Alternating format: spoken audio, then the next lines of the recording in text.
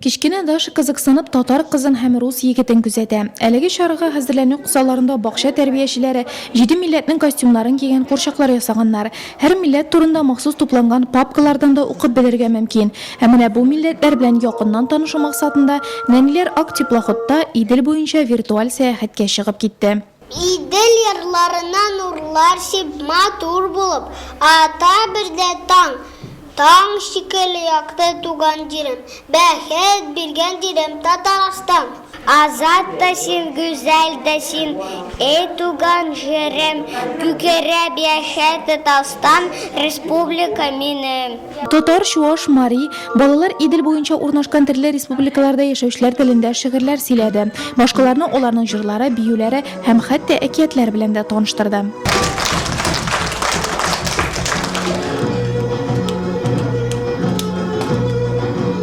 Безнең балалар бакчасында әхлак тәрбиясенә бик зур игътибар итәбез.